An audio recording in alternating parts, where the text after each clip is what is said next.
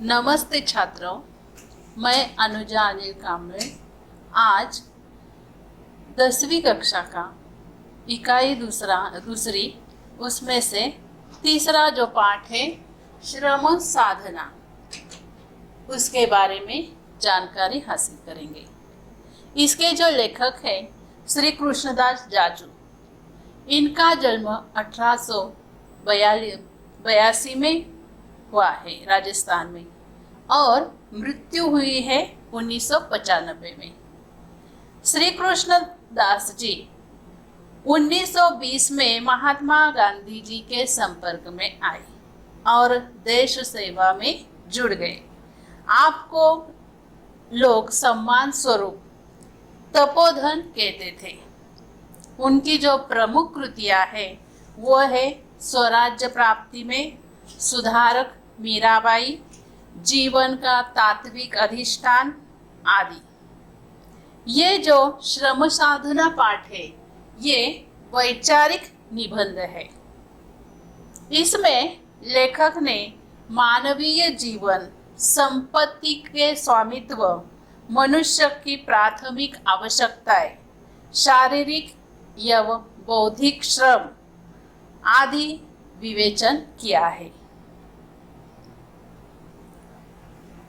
गुलामी की प्रथा संसार में हजारों वर्ष तक चली आ रही है और उस लंबे अरसे में विद्वान, तत्ववेत्ता, साधु संत भी रहते थे।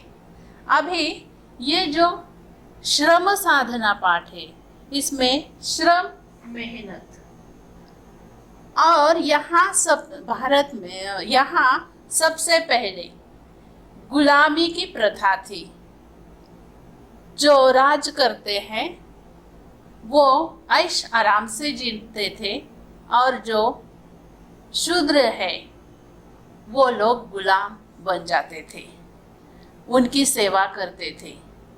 अगर इसमें कोई कमी हो तो उन्हें मारपीट खानी पड़ती थी। तो ऐसी ये गुलामी की प्रथा इस संसार में, पूरे विश्व में हजारों वर्ष तक चल रही थी। उसी समय इस संसार में तत्ववेत्ता भी हुए हैं। तत्ववेत्ता, तत्वज्ञ। ये तत्वज्ञ जो है वो बहुत साधना करने वाले थे। ज्ञान की साधना करने वाला जो है उसे तत्वज्ञ कहते हैं। उसी समय इस संसार में साधु संत भी हुए, लेकिन गुलामी की प्रथा चालू ही रही है। और ये जो गुलामी की प्रथा है ये नष्ट होने के लिए बहुत सारे समाज सुधारक को प्रयास करने पड़े और फिर बाद में ये प्रथा गई। इसके बाद राजाओं की संस्था या जो राजा है ये सर्वश्रेष्ठ हो गया और राज सत्ता आ गई। इसमें जो है वो हुकूमत थी, हुकूमत शासन।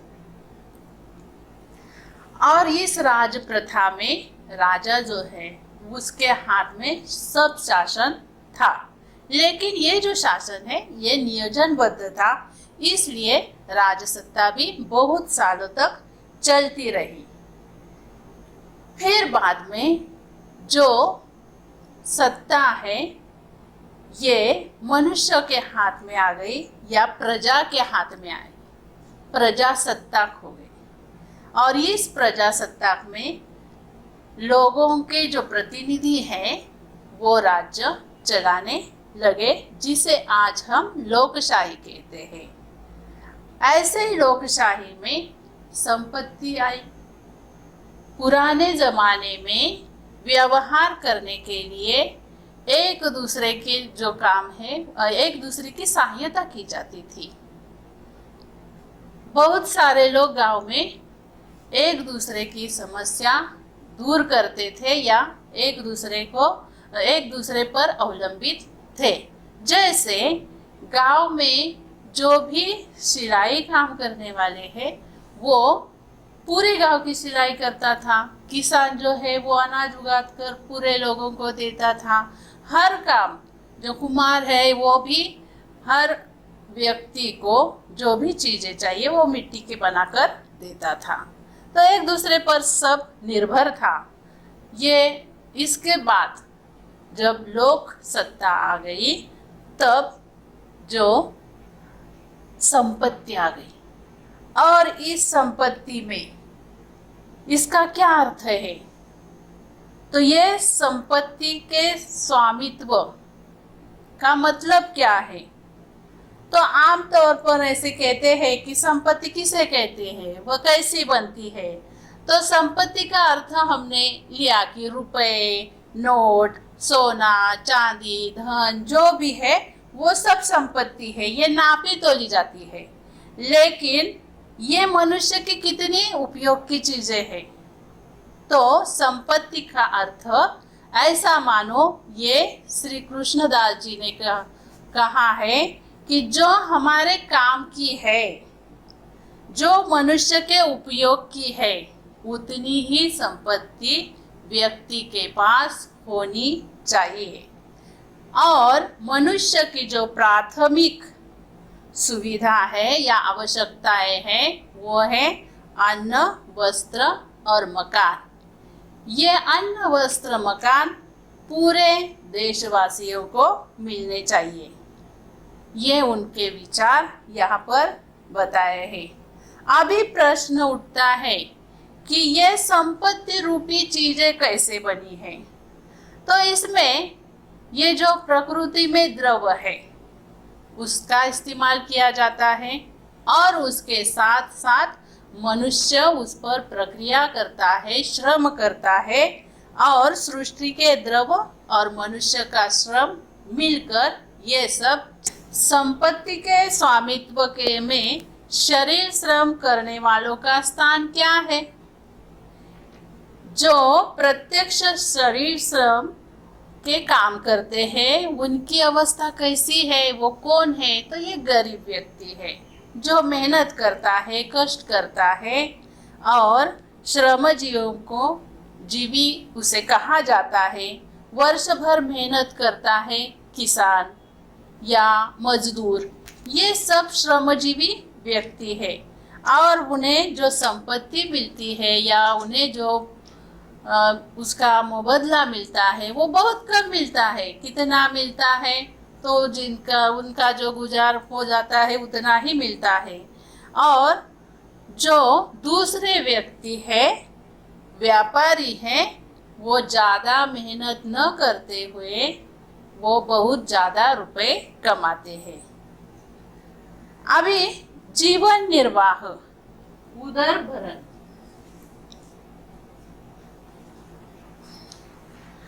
तो उदर भरण करने के लिए बहुत सारे व्यवसाय हमारे इस भारत में या इस संसार में चलते हैं। उसके दो प्रकार इस पाठ में बताया है। पहला जो है वो बुद्धिजीवी लोग जो व्यवसाय करते हैं वो। अभी बुद्धिजीवी व्यवसाय कौन से करते हैं? तो जैसे क्लर्क है, न्यायाधीश है, वकील है, डॉक्टर है, अध्यापक है, व्यापारी है, ये बुद्धिजीवी लोगों के व्यवसाय है। दूसरा वर्ग जो है वो है श्रमजीवी लोगों का। और वो श्रमजीवी लोग कौन से हैं? तो किसान, मजदूर, बढ़ई, लोहार, ये श्रमजीवी लोग हैं और इनके श्रम करने के व्यवसाय बने हैं। तो ये श्रमजीवी और बुद्धिजीवी, इनकी तुलना यहाँ लेखक ने की है। इनमें जो फर्क है वो यहाँ पर बताया है। तो जो मजदूर हैं उन्हें कम आमदनी मिलती है, और जो लोग बुद्धिजीवी हैं उन्हें ज़्यादा आमदनी मिलती है। कष्ट में भी फर्क है। श्रमजीवी को ज़्यादा कष्ट करना पड़ता है, बुद्धिजीवी को कम कष्ट करना पड़ता है। और ऐसा इनमें फर्क बताया है। जो भी श्रम करता है उसे 1500 रुपये मिलते हैं, लेकिन जो श्रम नहीं करता, बुद्धि का उपयोग करता है, उसे 20-30 हजार तो मिल ही जाते हैं या लाखों साल भर में वो कमाते हैं। तो ऐसा फर्क यहाँ पर बताया है। और एक व्यापारी और उद्योजकों के बारे में यहाँ अर्थशास्त्र के नियम के अनुसार उन्होंने एक बताया है कि वो क्या करते हैं, तो खरीदी जो है वो सस्ती करती है। व्यापारी उद्योगपतियों के लिए अर्थशास्त्र ने यह नियम बताया है कि वो जो खरीदी करते हैं वो सस्ती से सस्ती करते हैं और बिक्री जो करते हैं वो महंगी से महंगी करते हैं, और इस प्रकार उनकी आमदनी बढ़ती है।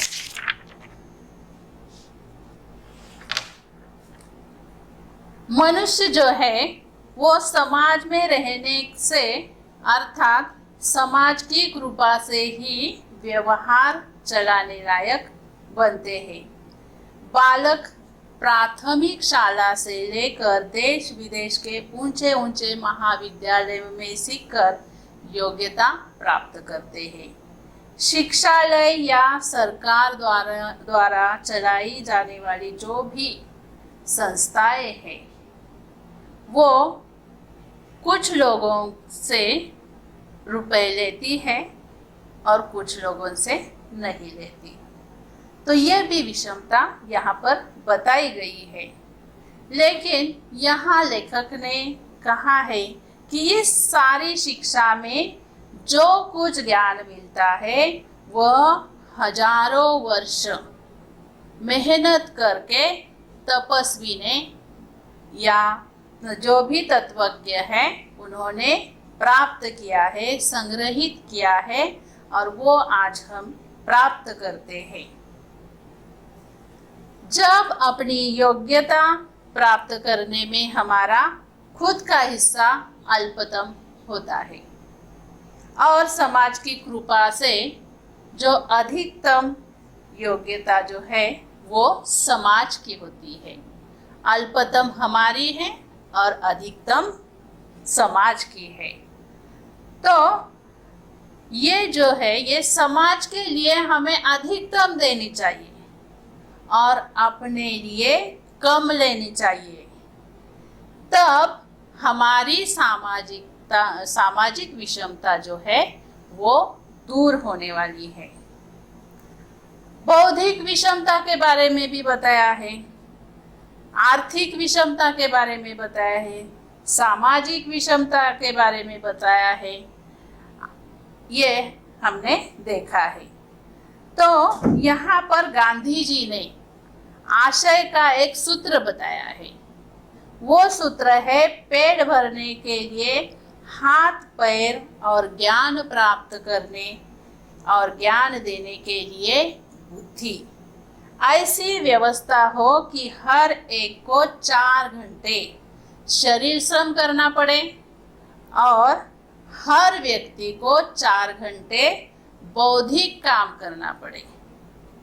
ऐसा हुआ तो ये जो व्यवस्था है, समाज की विषमता है, ये दूर हो सकती है और लोग अपनी उपजीविका बहुत अच्छी तरह चलाएंगे। इसके बाद उन्होंने यहाँ पर धनिक लोग अपनी ज्यादा संपत्ति का उपयोग समाज के हित के लिए करना बहुत जरूरी है। संपत्ति जो भी है उसका सही तरीके से इस्तेमाल करके समाज में पाठशाला है, अस्पताल है या और कोई सामाजिक सुविधा है वो करनी चाहिए। गरीबों के लिए कुछ कार्य करने चाहिए। अगर ऐसा हो गया तो ये विषमता दूर होगी और समाज सुधार आएगा। वास्तव में संपत्ति थोड़े से हाथों में बांधी न रहकर समाज में फैली रहेंगी।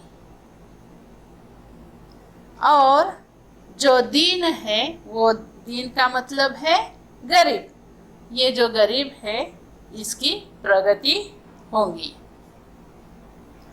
गरीबी या बेकारी की समस्या जो आज हमें सताती है वो कम करना हर भारतीय का फर्ज है और हर व्यक्ति ने अपने समाज के लिए कुछ ना कुछ करना जरूरी है।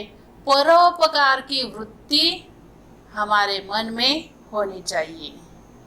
अभी यहाँ अमेरिका का एक उदाहरण दिया है कि वहाँ लोक कल्याणकारी संस्था स्थापन की है और लोगों से कर वसूल किया जाता है और इस कर का उपयोग गरीबों को सहारा देने के लिए किया जाता है।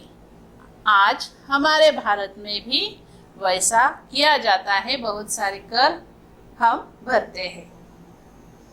सामाजिक विचारधारा में एक बड़ा भारी दोष भी यहाँ बताया है। वो दोष कौन सा है? तो जो श्रम करते हैं उन्हें उनकी ओर हीनता से देखा जाता है। तो ये दृष्टि जो है ये बदलना जरूरी है। धनिक अपने पैसे के बल पर नौकरों द्वारा अपने काम चला लेते हैं, गरीब भूख की लाचारी से श्रम करता है। तो ये वृत्ति बदलना जरूरी है कि कौन सा भी काम कम महत्व का नहीं है।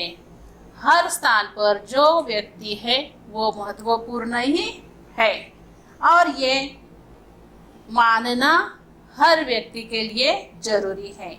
गांधी जी ने श्रम और श्रमिक की प्रतिष्ठा का स्थापन करने के लिए ही रचनात्मक कार्यों को या चेतना का माध्यम बनाया है और उन्होंने श्रम और श्रमिक की प्रतिष्ठा कायम रखने के लिए ये कार्य किया है।